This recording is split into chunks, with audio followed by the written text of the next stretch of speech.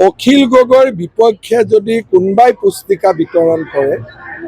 তেওঁৰ জীৱনত ভয়াবহ কলংক আছে ভাবিব নোৱাৰা কিন্তু আমি লাজ পাওঁ কাৰণে আৰু এভিডেন্স জীয়াই আছে আজি যদি মই ৰাজনীতি কৰিব খুজিলোহেঁতেন এভিডেন্স দুটা জীয়াই আছে মই ইমিডিয়েটলি ৰাইজৰ আগত লৈ আহিব পাৰোঁ কিন্তু দুজন মানুহ বা দুজন ব্যক্তিৰ জীৱন ধ্বংস হৈ যাব পাৰে বুলিয়েতো আমি এইবিলাকত নানামো কুশল দুৱাৰী ভাল বেয়া সেই পৰীক্ষাটোতো অখিল গগৈয়ে নকৰে থাউৰাত তেওঁ দুবাৰ এমএলএ হ'ল নে নাই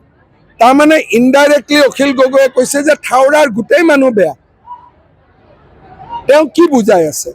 কুশল দুৱাৰীটো আজি প্ৰথম ইলেকশ্যন খেলা নাই তেওঁতো ভেটাৰেন হৈ গ'ল ইলেকশ্যন খেলি তাৰমানে থাউৰাৰ ৰাইজে দুবাৰ তেওঁক জিকাই ভুল কাম কৰিলে সেইটোৱেতো ক'ব খুজি আছে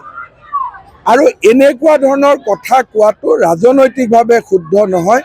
কোনো প্ৰাৰ্থীৰ ওপৰত ব্যক্তিগত আক্ৰমণ কৰিব নালাগে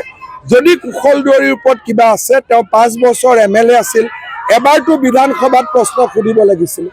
আজিলৈকেতো সোধা নাই কোৰ্টত এখনটো পিআইএল কৰিব লাগিছিল আজিলৈকেতো কৰা নাই তাৰমানে মোৰ এগেইনষ্টত ইলেকশ্যন নেখেলিলে কুশল দুৱাৰী ভাল আৰু মোৰ এগেইনষ্টত ইলেকশ্যন খেলিলে কুশল দুৱাৰী বেয়া ইমানেই নহয় জানো